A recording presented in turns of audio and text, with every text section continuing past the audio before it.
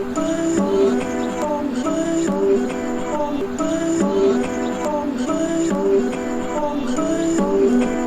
just trying to make it all make sense. More You No podcast.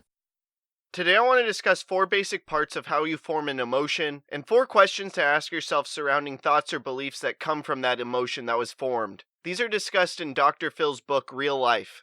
Whether an emotion is good or bad, it's developed through these 4 basic parts, which can be looked at as the anatomy of an emotion being developed. And with every emotion comes a thought or belief. So these 2 aspects are tied together, and they're very important to understand in order to have control over your emotions, thoughts, and beliefs. So I first want to go through the 4 basic parts of the anatomy of an emotion, and then from there go into the 4 questions to ask yourself surrounding the thought or belief that's been formed from that emotion.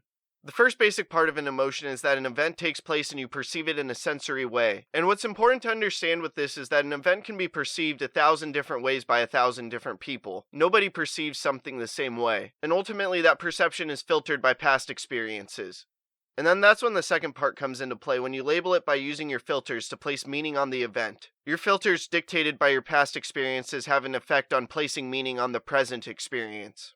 From there, the third part is you have an emotional reaction based on what you say to yourself about the event. And this is your internal dialogue speaking, which I've discussed multiple times on the podcast, which is the non-stop conversation you have in your head. Your internal dialogue is so ingrained it operates automatically and habitually, but you have the ability to make changes to your internal dialogue. And finally, the fourth basic part is that you respond behaviorally based on the emotions that come from your internal dialogue. So your emotions are created by the way your internal dialogue perceives things, and then that dictates your behavior. And now that we've gone through the anatomy of an emotion, I want to go through the 4-point test to assess your thoughts and beliefs that come from your emotions. The first question to ask yourself is the thought or belief a true fact? Facts are different from opinion, and you need to deal with the truth in order to be healthy. Then the second question is, does the thought or belief serve my best interest? You need to assess if your best interest is being served when prioritizing this matter. Then the third question to ask yourself is, does this thought or belief protect and prolong my health? You need to ensure that your health isn't being compromised in any way.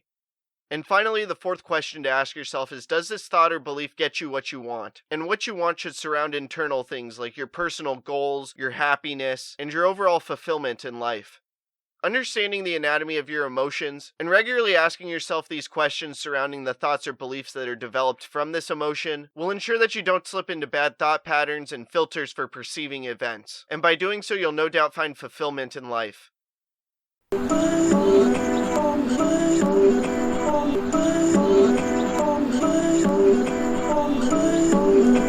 I'm just trying to make it all make sense. More You No podcast.